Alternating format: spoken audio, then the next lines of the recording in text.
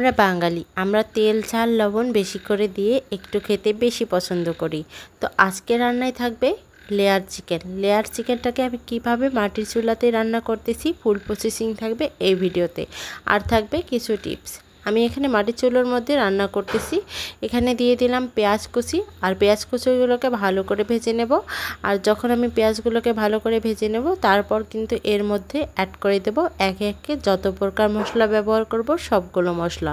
এর মধ্যে আমি এখন দিয়ে দিচ্ছি আদা রসুন পেস্ট। আদা রসুনগুলোকে আমি হালকা থেতো করে নিয়েছি, কারণ আমার কাছে মনে হয় একদম যদি গুঁড়ো গুঁড়ো করে নেই তাহলে কিন্তু স্বাদটা চলে যায়।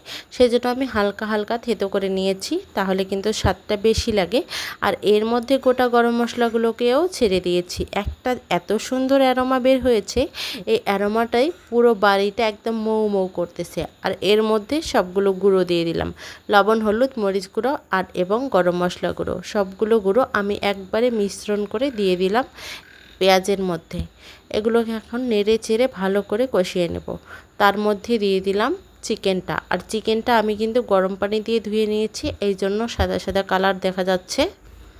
গরম পানি দিয়ে ধোয়ার কারণ আছে, আমি এটাকে মাটির চুলোতেই পুড়ে নিয়েছিলাম, আর পোড়ার কারণে কিন্তু চিকেনটার রঙটা কালো হয়ে গিয়েছিল। তো সে কালোটা দূর করার জন্য আমি এখানে গরম পানি অ্যাড করে দিয়েছিলাম। গরম পানিতে ধুয়ে একদম চকচকে হয়ে গেছে চিকেনগুলো। আর এই চিকেনগুলোকে এখন আমি ভালো করে এই মশলাগুলোর সঙ্গে কষিয়ে নেব। একদম কষা হয়ে গেছে, দেখতেই পাচ্ছেন কেমন একটা লোভনীয় কালার এসেছে অলরেডি। আর এইদিকে কিন্তু চুলোর আঁচটা আমি একদম হাই লেভেলে রেখেছি, একদম লো আছে আমি কিন্তু করতেছি না। লো আছে পরে দেব, আস্তে আস্তে দমে রান্না করব, যেহেতু একদম হাই হিটে শুরুটা হাই হিটে, পরে লো হিটে একদম দমে দমে এটাকে অল্প আছে রান্না করব। আর একদম মাংসগুলো একদম খুবই ভালো করে সিদ্ধ হয়ে যাবে আর সফটলি খেতে হবে। আর এখন আমি ঢাকনা তুলে আরও একটু নেড়ে চেড়ে দিচ্ছি। এখনও কিন্তু পানি অ্যাড করিনি, আরও একটু ভালো করে কষিয়ে নেব এর মধ্যে। আর আমি কিন্তু সবগুলো মশলা প্রথমের দিকে দিয়েছি, পরে কিন্তু আর কোনো প্রকার মশলাই অ্যাড করব না। জাস্ট আমি এখন এটাকে পানি দিয়ে দেব। এর মধ্যে পানি দিয়ে দিয়েছি একদম পরিমাণ মতো।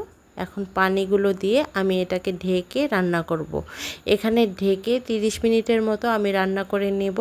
তারপর আমি এর মধ্যে পানিগুলো একদম শুকিয়ে নেব, কারণ এত ঝোল তো আমি রাখবো না। আর চিকেনগুলোকে একটু ভুনা ভুনা করে নেব।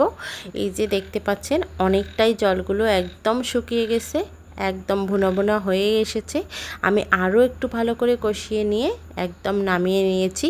কতটা লোভনীয় হয়েছে আপনারা নিজেরাই পার্থক্যটা দেখে নেবেন আগে এবং পরে।